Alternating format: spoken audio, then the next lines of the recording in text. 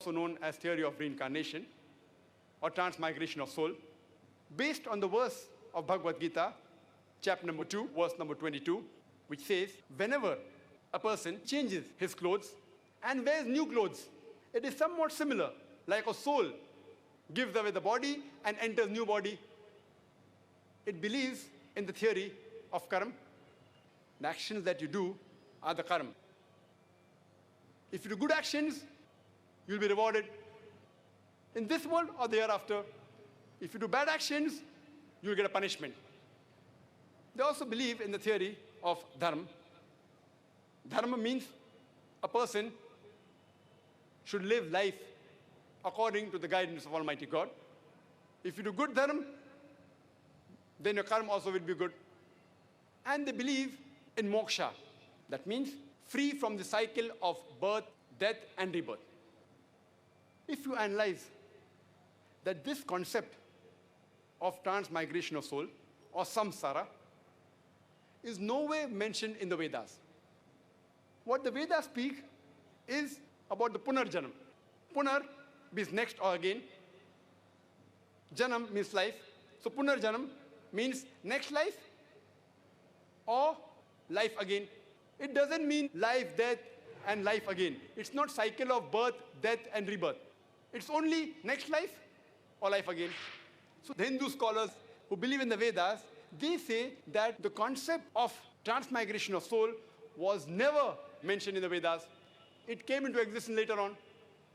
What is mentioned in the Vedas, if you read Rig Veda, book number 10, hymn number 16, verse number 4 and 5, it speaks about the next life and also says you will go to paradise, but doesn't speak about death, life, and death.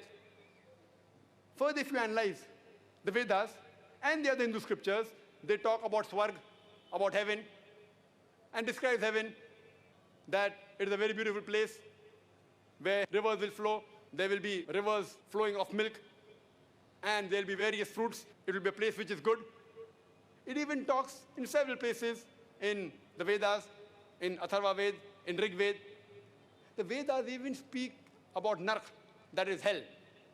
The description is somewhat like fire. And it says that this fire of hell will be bad, and a person won't be able to bear the pain in hell. So the concept of hell and heaven is there.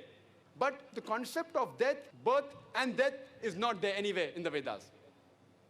Because the human being, the scholars, they could not know how could some people be born healthy, some people born with congenital defect. So because of this, we find that this concept have come about the birth, death, and rebirth. Let's discuss life after death in Islam. And Allah says in the Quran, in Surah Baqarah, chapter number 2, verse number 28, don't you know that you were dead and He gave you life and then caused you to die and then we again resurrected you? Your resurrection, Allah mentioned in the Quran, is you come in this world only once. And again you're resurrected. And Allah says in the Quran, in chapter 67, verse number 2, that Allazi khalaqal mauta wal hayata. It is Allah who has created death and life to test which of you is good indeed. This life is a test for the hereafter. Allah says in the Quran, in Surah Al-Imran, chapter number 3, verse number 185, Allah says that kullu nafsin zaikatul maut. Every soul shall have a taste of death. The final recompense is on the day of judgment. And those who save from the hellfire and get guarded in the life, they will achieve the objectives of this world. For this world is nothing but mere amusement and chattels of deception. The description of heaven is given in the Quran. It describes that there are many rivers in the heaven. There are rivers of milk, and there will be various fruits. It is a very beautiful place. And Quran also describes about the hellfire. Allah says in the Quran in Surah Baqarah, chapter number 2, verse number 24, about the description of hell. And if you analyze in the Quran, as compared to Hinduism, it doesn't have a philosophy that life, death, and life again. Because some people are born rich, some people are born poor, some people are born with health, some people with congenital defect. Allah says that this life, different people have different tests. And depending upon different tests, the life will keep on changing. Let's discuss the sixth pillar of Islam. The sixth pillar of Islam is destiny. It's qadar. And Allah says that Allah subhanahu wa ta'ala has certain things destined. For example, when a person is born, where will he die? When will he be born? How will he live? Like how the questions in the examination, it keeps on changing. So Allah subhanahu wa ta'ala has already destined how will a person be born, how will he die. And this concept is the same even in Hindu scriptures, that Almighty God has destined, He has assigned how will a human being live. This was, in short, the similarities between the six pillars of Iman in Hinduism. Let us discuss the various similarities between Islam and Hinduism. Allah says in the Quran, in Surah Ma'idah, chapter number 5, verse number 90, Allah says, Ya allazina amanu, oh you believe, innamal khamru wal maisaru, most certainly intoxicant is gambling, wal anzabul aslamu, dedication of stone, divination of arrows, rishtum min shaitan, these are Satan's handiwork. Fashtanibu la'allakum tuflihun, abstain from this handiwork that you may prosper. Allah says that intoxicant, gambling, divination of arrows, all these are Satan's handiwork. Abstain from it that you may prosper. Let's analyze what do the Hindu scriptures have to say about these things. If you read, it's mentioned in Manusmriti, chapter number 9, verse number 235. It says that a person who is a priest killer, who is a liquor drinker, and who is a person who lies on the marriage bed of the Guru, and who's a thief, all of them do major sins. And in Manusmriti, chapter number 9, verse number 238, it says that all of these should be punished. And it says that these people, no one should talk to them, no one should sacrifice for them, no one should marry them, and all of these people should leave all the religion and should wander in the world. They should be excommunicated. That means anyone who has intoxicants, according to Manusmriti, they should wander in the world and they should be excommunicated from all the religions. It is more strict than Islam. And if you read the Hindu scriptures, intoxicants had been prohibited in several places. If you read Manusmriti, chapter number 11, verse number 55, it says that a person who drinks and a person who kills the priest, who steals and who sleeps on the marriage bed of the Guru, all of them, all those who associate with them, all of them are major sinners.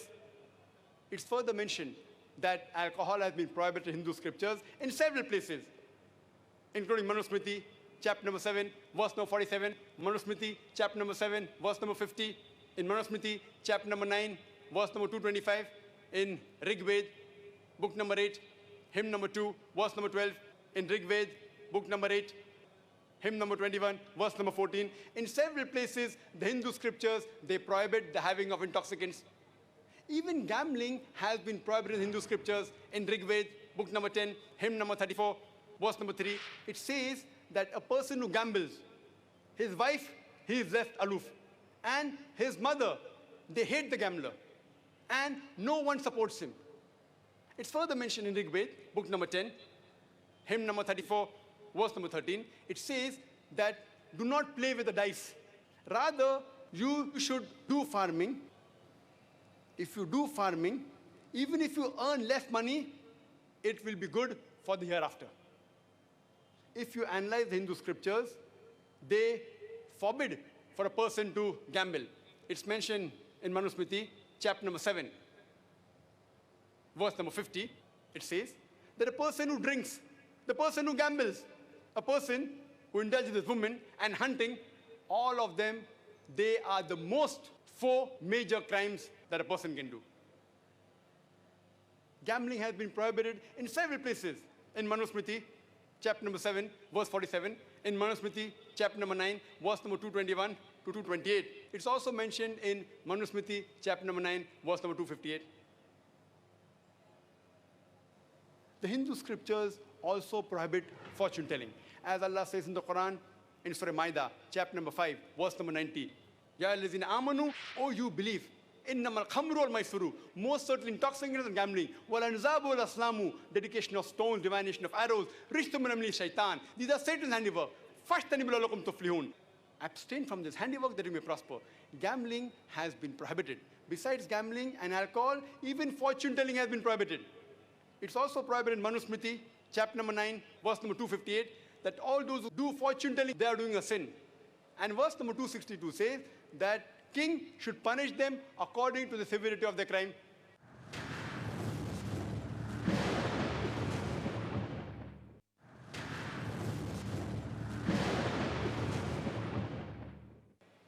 Allah also says in Surah Baqarah, chapter number 2, verse number 188.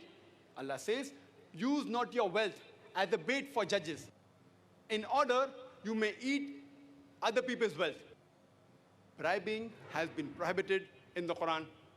Even the Hindu scriptures, in Manusmriti, chapter number 9, verse number 258, that all those who bribe, all those who deal in fraud, all of them are major sinners.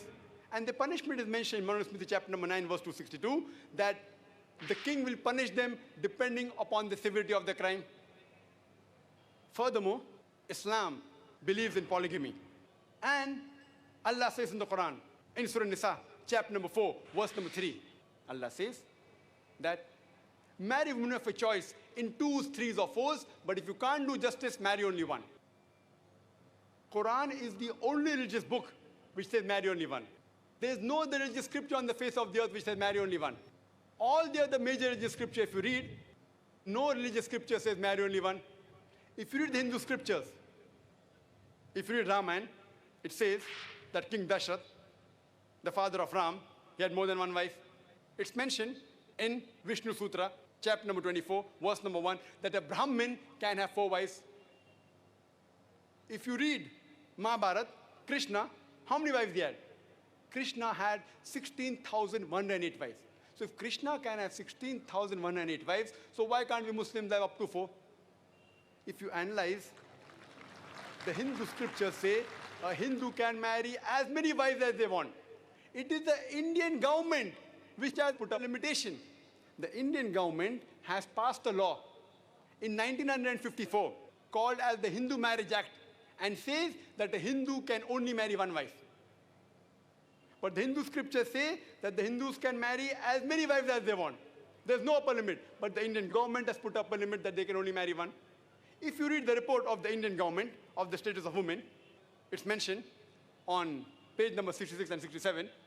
It gives the statistics of the polygamous marriages done in a span of 10 years from 1951 to 1961. And the Muslims have done 4.31% of polygamous marriages. And the Hindus have done 5.06% polygamous marriages. The reasons for polygamy has been mentioned in my cassette on women's rights in Islam. This was in brief regarding the similarities between Hinduism and Islam. You can keep on talking for hours together and for the complete day. But if you analyze, because of the British rule, we find that Hinduism has gone down. And especially the Britishers, they came to India to do business, and they changed many of the religious beliefs of the Hindus. That's the reason late towards the 18th century and 19th century, there was a surge of Hindu reformers. And the pioneer among the Hindu reformers was a person by the name Raja Ram Mohan Roy. Raja Ram Mohan Roy, he was from Bengal, and he was born in 1772. And he preached that you should believe only in one God, should not do idol worship. He was against the caste system. And he wrote a book in 1803. He learned Persian, English, as well as Arabic. And in that book, he condemned idol worship. He said he does not even agree in the avatar. And he started a new trust by the name of Brahma Samaj. And this Brahma Samaj, in the trust deed, he writes that no sculpture, no graven image, no picture, no painting, No photograph should enter the building. And later on, there were many offshoots of the Brahma Samaj, and all of them, they had the common teachings that Almighty God is one. He has got no images. There are no idols of Almighty God. Almighty God has got no avatar. They were against idol worship. And regarding believing in the cycle of birth, death, and rebirth, this was optional. If you want to again believe, if you don't want, you don't believe. The other great reformer, which was offshoot of Brahma Samaj, was Justice Ranade.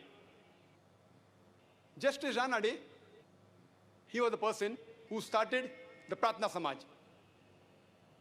I hope you're aware of Pratna Samaj. Are you aware of Pratna Samaj? Very good, you're aware of Pratna Samaj. How many of you know about Justice Ranade? How many of us? This person, he started an offshoot of Brahma Samaj, and he even preached against caste system. He even preached that the widows, the women, they should remarry. He even preached that the women should be educated. The other great reformer amongst the Hindu was Swami Dayananda Saraswati. He started in 1875 the Arya Samaj, and the three Pandits, they are from Arya Samaj. What he said, that we should strictly follow the Vedas, and we should not follow anything but the Vedas. Believe in one God, that you should not do idol worship, should not believe that God has got avatar. He started the Arya Samaj. We even have one more famous reformer by the name of Swami Vivekananda. He was the founder of Sri Ramakrishna Mission.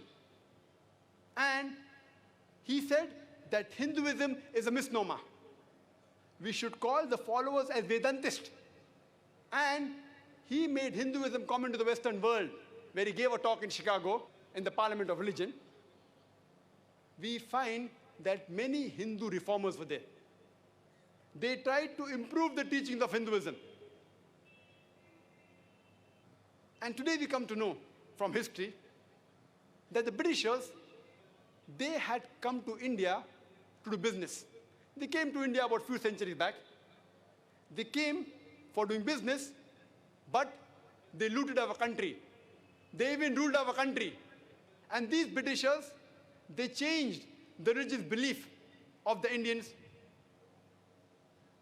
And these people, they saw to it that they changed the philosophy of Hinduism. So we find a surge of Hindu reformers, especially in the late 18th century and the 19th century. For example, as I mentioned, Raja Ram Mohan Roy, example of Vivekananda, example of Swami Dayananda Saraswati, Justice Ranade. And these people, they were reformers. And people may wonder that all these things that I mentioned in my talk, about the facts of Hinduism that I mentioned, they weren't concoction.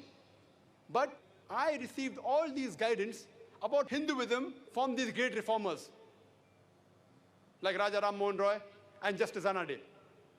And after I read this book, these people are great scholars. I am just a student of comparative religion. I'm not a scholar. When I read the books of these scholars, I, being a student of comparative religion, I don't take anything for granted. Whatever they said, I checked up whether are they available in the sacred scripture of the Hindus. And after verifying them, I have mentioned the facts of Hinduism while quoting the references of the Hindu scriptures. And all the facts I mentioned about Hinduism, I have also mentioned the references from the Vedas as well as the other scriptures like Upanishads, like Bhagavad Gita, etc. Those Hindus who strictly believe in the Vedas, they don't believe in any other scripture of Hinduism. So even if you remove all the other references of the Hindu scriptures, whatever references I've given, I have quoted the Vedas as well as the other scriptures. If you remove the references of the other scriptures, yet the message of Hinduism is the same. There are other Hindus, though they believe that Veda is the most sacred among the Hindu scriptures, but they even believe in the other scriptures, and they more commonly read Bhagavad Gita, etc. That's the reason I've even quoted the Vedas, even the other Hindu scriptures. I have been enlightened by the great reformers of Hinduism. And from history, we have come to know that the Britishers, they ruled India by having a philosophy of divide and rule. With this philosophy, they ruled India for several years. We, alhamdulillah, more than 50 years back, we have got the freedom of this country from the rule of the British. But unfortunately, we yet continue following the philosophy of the Britishers of divide and rule. And we have examples that most of the Indian politicians, they follow the philosophy of the Britishers and they have the philosophy of divide and rule for the vote banks. And we find that in this country of ours, the maximum riots in any country of the world, it's in India. And the cause that these politicians, they instigate these riots. They follow the philosophy of divide and rule. And many people say that the politicians, they add fuel to the fire. I disagree. The politicians of India, they don't add fuel to the fire. These people, they add fire to the fuel.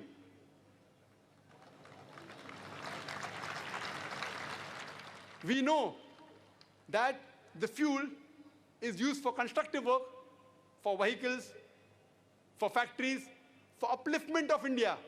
But these people, they add fire to the fuel and they cause the destruction of India. All the politicians aren't like that. But most of them, they add fire to the fuel and they use it as a vote bank. Most of them, if not all, irrespective whether they're Hindu politicians, Muslim politicians, or Christian politicians.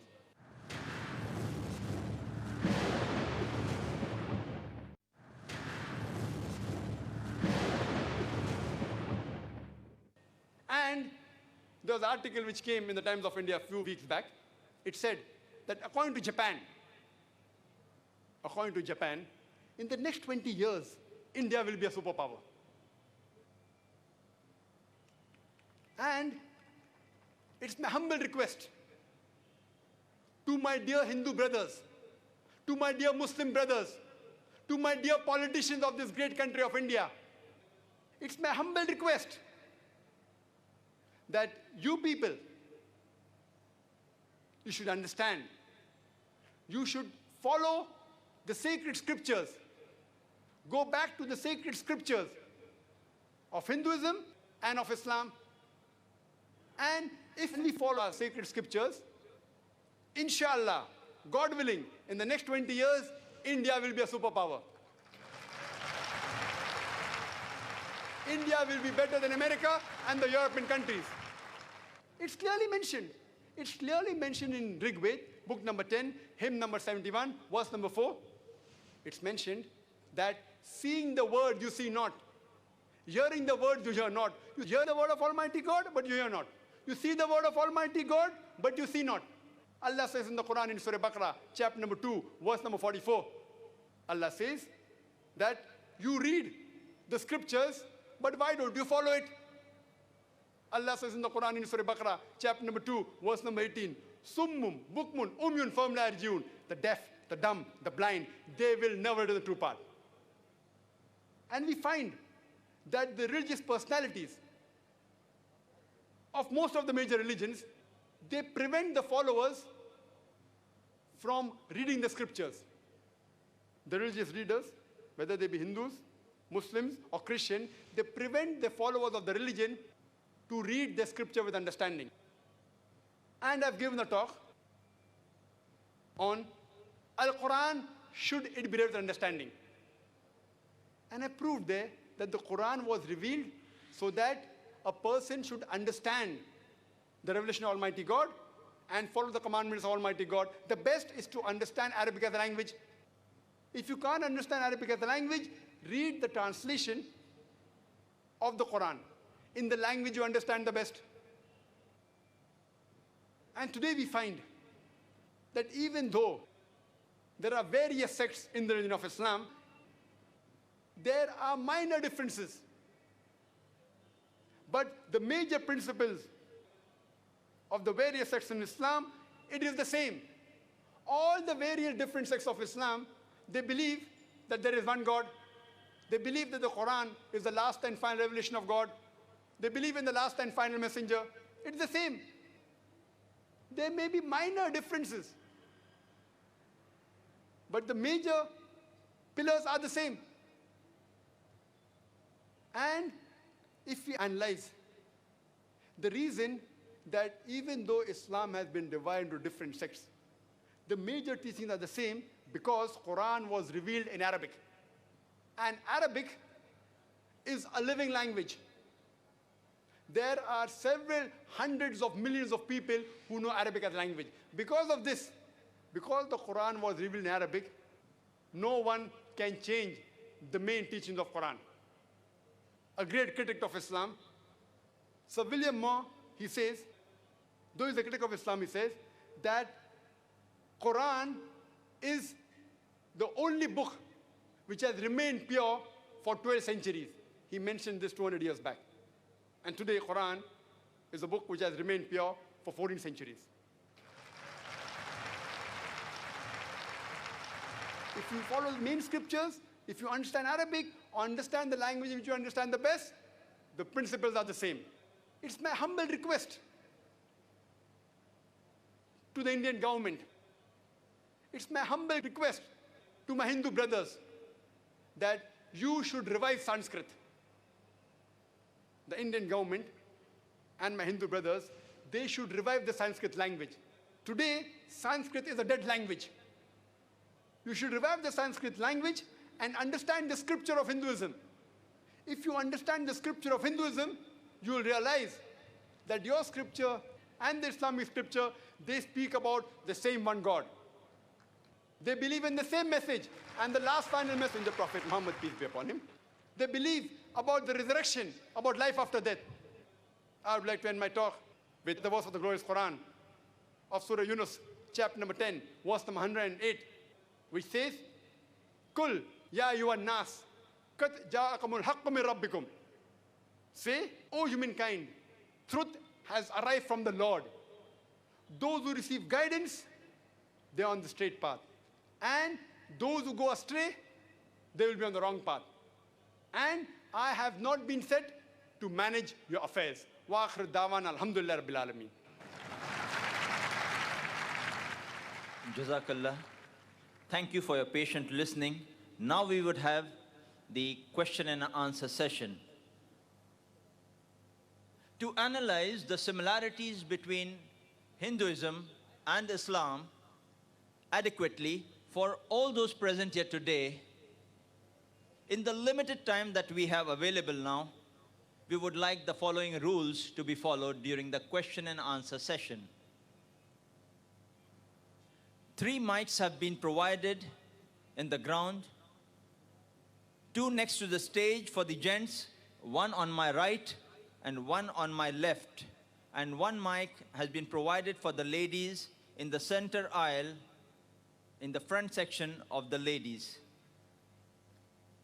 The 4th question would be allowed from the slips. Please stand in the queue in front of the mics if you wish to put forward a question to the speaker. And speak in the mic only when the mic handling assistant hand you the mic. Your question should be on the topic similarities between Hinduism and Islam only. Questions not relevant to the topic, including any general questions on religion, will not be permitted. Kindly state your question briefly and to the point. Only 1 question at a time per questioner will be allowed. For your second question, you would have to queue up at the back of the row and await your second chance, which, seeing the time limitations, I'm doubtful you may get. We will allow 1 question at a time on each of the mics in clockwise rotation. The first question from the ladies' mic, the second question from the brothers who queue up on my right, and the third question from the microphone on my left down here. The fourth question would be from the slip, and we again rotate in serial order in similar fashion. A written question on slip papers which are available from the volunteers in the aisles and in the gangways can be sent up through the seating volunteers up to the stage on my left, and the stage management director would hand over the same to me. In the interest of avoiding wasting time on irrelevant issues and to ensure a more educative and interesting question and answer session, my decision to allow or disallow questions which are irrelevant will be final. In this, I would also be assisted by the Director of Stage Management and one of the officials from the police who have been deputed by DCP Mr. Himanshu Rai. Kindly state your name and profession before putting forward your question so that the speaker can give you an adequate level response.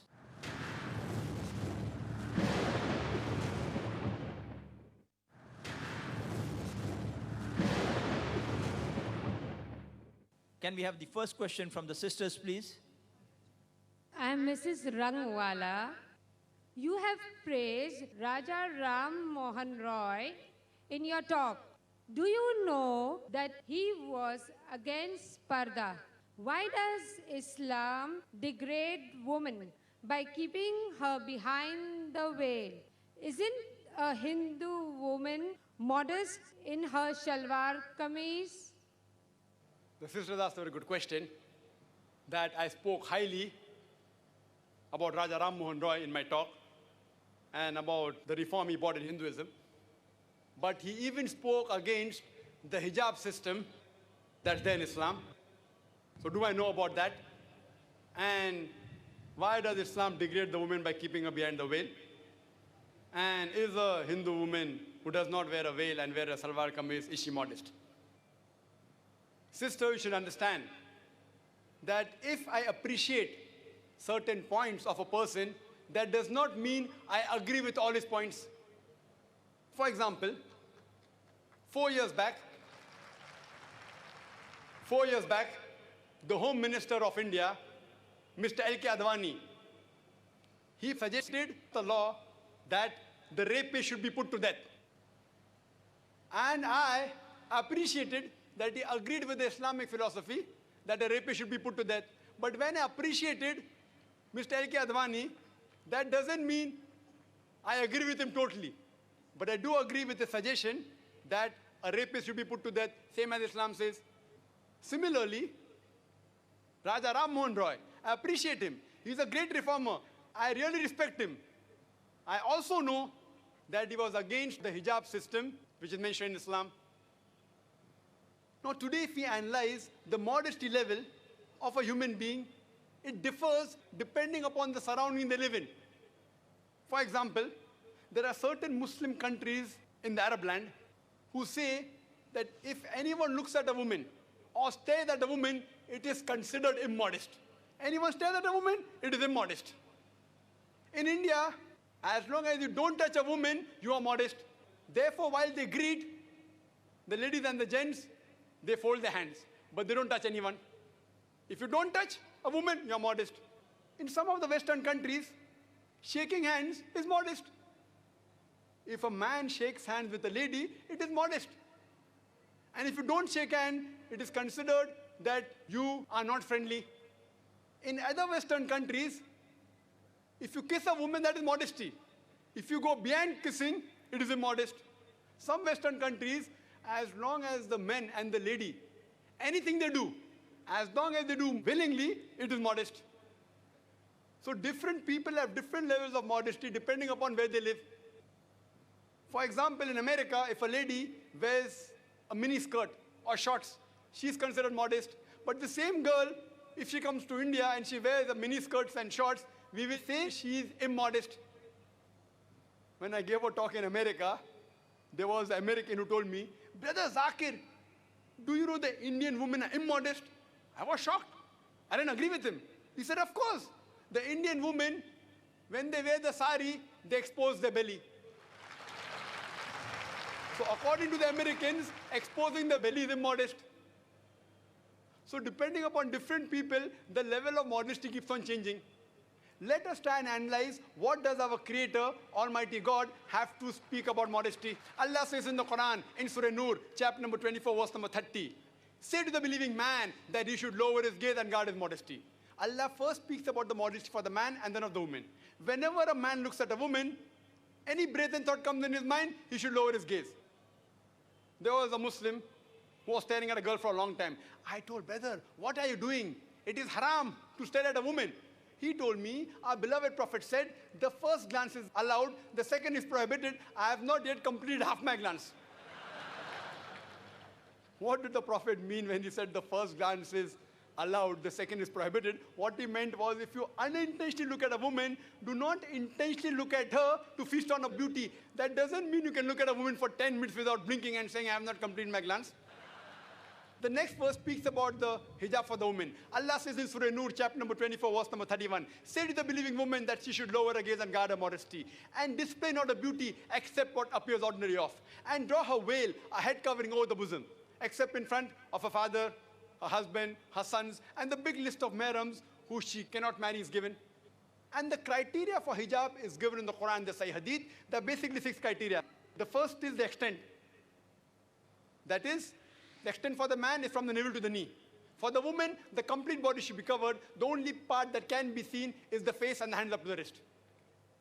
The remaining 5 criteria are the same for the man and the woman. The second criteria is the clothes they wear, it should not be transparent so that you could see through. The third is it should not be tight-fitting so that it reveals the figure. Fourth, it should not be so glamorous so that it attacks the opposite sex. Fifth, it should not resemble that of the opposite sex. And sixth, it should not be clothes which are signs of the unbelievers. And the reason for hijab is given in Surah Azab, chapter 33, verse 59, in which Allah says, O Prophet, tell to your wives and your daughters and the believing women that whenever they go abroad, they should put on a cloak so that they shall be recognized and it will prevent them from being molested. Suppose there are 2 twin sisters who are very beautiful, who are equally beautiful, and if they are walking down the streets of Bombay, down the streets of Pedaro, and one of the twin sisters, she is wearing the Western clothes, a mini skirt and short. And the other twin sister, she is wearing the Islamic hijab, complete body covered, except the face and the hands up to the wrist. And if they are walking down the streets of Pedder Road, and if round the corner there's a hooligan, there's a ruffian who's waiting for a catch, who's going to tease a girl, I'm asking you a question, which girl will he tease? Will he tease the girl wearing the miniskirts or short, or will he tease the girl wearing the Islamic hijab? But naturally, he will tease the girl wearing the Western clothes. Let's analyze what do the Hindu scriptures have to speak about modesty. It is mentioned in Rig Veda, book number 8, hymn number 33, verse number 19. It says that when Brahma has made you a dame, when Brahma has made you a woman, you should lower your gaze and should not look up. You should put your feet together and you should not reveal that which the garment and the veil conceals. So Rig Veda says that the woman should wear the veil. They should lower their gaze and should not stare. It's further mentioned in Rig Veda, book number 10, hymn number 85, verse number 30. It says, unlovely is the person, is the husband who covers his thighs with the garment of the wife. So Rig Veda says that wearing the clothes of the opposite sex is prohibited. It's further mentioned in Mahavir Charit, Act 2, page number 71, that Rama says, when Parusharam comes, Rama tells his wife Sita that he is our elder. Please lower your gaze and put on the veil. Rama tells his wife Sita, put on the veil and lower your gaze. If you read historical books, the books talking about the coin age of the age of Gupta and post-Gupta age, there are coins which have women wearing veil, Indian women, up, and the veil goes up to the shoulders. Some go up to the arms. Many Indian women, if you go to the villages, they wear the veil. They cover the head. Some of the women even cover their face. So if we analyze, even the Hindu scriptures say that the woman should wear the veil, that the woman should lower the gaze. It's a pity that Raja Ram Mohan Roy, he might not have read these verses. God willing, if Raja Ram Mohan Roy would have read these verses, even he would have told that the woman should wear the veil. 4 years back, I appreciated the Home Minister L.K. Advani for suggesting that the rapist should put to death. Maybe the next Home Minister, he would advise that the women of India should wear the veil.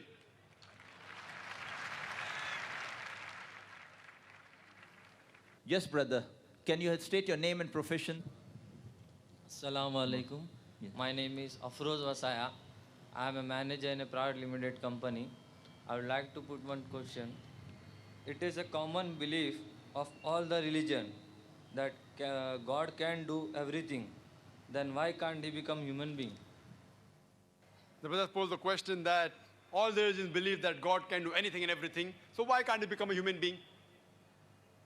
Most of the religions, besides Islam, they believe in a philosophy known as anthropomorphism. That means Almighty God, he takes human forms. And they believe in the philosophy that Almighty God is so holy, he doesn't know the shortcomings of human beings, how will the human being feel when he's hurt, how will the human being feel when he's in trouble or in problem. So Almighty God has come down in this world and become a human being to set the rules for the human being. On the face of it, it's a very good logic. But I tell these people that suppose I manufacture a VCR. Do I have to become a VCR to know what is good or what is bad for the VCR? Since I'm the creator, I don't have to become a VCR. I just write an instruction manual that if you want to play the VCR, video cassette recorder, put in the video cassette and press the play button. If you want to fast forward, press the FF button. If you want to stop, press the stop button. Don't drop it from a height, it will get spoiled. Don't immerse it in water, it will get damaged. I'll write an instruction manual. Similarly, Almighty God, since he is the creator of the human beings, he does not have to become a human being to know what is good or what is bad for the human being. What does he do? He chooses a man amongst men and he reveals a revelation. And the last and final revelation for the human beings, it is the glorious Quran, the do's and don'ts. If I agree with you for sake of argument that Almighty God can do anything and everything, so why can't he become a human being? If I agree with you for sake of argument that God can do anything and everything, that he can even become a human being, if God becomes a human being, he ceases to be God. Because God and human beings have got different qualities. Almighty God, he is immortal. Human beings are mortal. You can't have a person who's immortal and mortal at the same time. God has got no beginning. Human beings have a beginning. You can't have a person who has a beginning and no beginning at the same time. Almighty God has got no end. Human beings have an end. You can't have a person who has an end and no end at the same time. It's meaningless. So either you can have God or you can have man. You can't have a God-man. It doesn't make sense. Human beings, we require to eat. Almighty God does not require to eat. Allah says in Surah Anam chapter 6 verse number 14, Almighty God feedeth everyone but does not require to be fed. We human beings require rest and sleep. Almighty God does not require rest. If I agree with you for sake of argument, Almighty God can do anything and everything. In that same argument, Almighty God can even tell a lie. It is ungodly to tell a lie. The moment God tells lie, he ceases to be God. If I agree with you, God can do everything, God Almighty can even be unjust. But the moment God does injustice, he ceases to be God. Allah says in the Quran, Surah Nisa, chapter number 4, verse 40, that Almighty God is never unjust in the least degree. If Almighty God wants, he can forget. But to forget is ungodly. Allah says in Surah Taha chapter 20 verse 52 that Allah subhanahu wa ta'ala never forgets. The moment Almighty God forgets, he ceases to be God. If Almighty God wants, he can make a mistake. But to make a mistake is ungodly. Allah says in Surah Taha chapter 20 verse 52 that Almighty God never makes a mistake. The moment God makes a mistake, he ceases to be God. Nowhere in the Quran it is mentioned that God can do everything. What Allah says in the Quran in Surah Fatir chapter 35 verse number 1 is Inna Allaha la kulli shay'in qadir. That verily Allah has power over all things. It's mentioned in several places. In Surah Baqarah chapter number 2 verse number 106. In Surah Baqarah chapter number 2 verse number 109. In Surah Baqarah chapter number 2 verse number 284. In Surah Al-Imran chapter number 3 verse 29. In Surah Nahl chapter 16 verse 77. In Surah Fatir chapter 35 verse number 1 Allah says Inna Allaha la kulli shay'in qadir. For verily Allah has power over all things. Allah says in Surah Buruj, chapter number 85, verse number 16, that Allah is the doer of all He intends. Whatever He intends, He can do. But Almighty God will never intend telling a lie, will never intend making a mistake. He will never intend becoming a human being. He will only intend things which are godly. Hope that answers the question.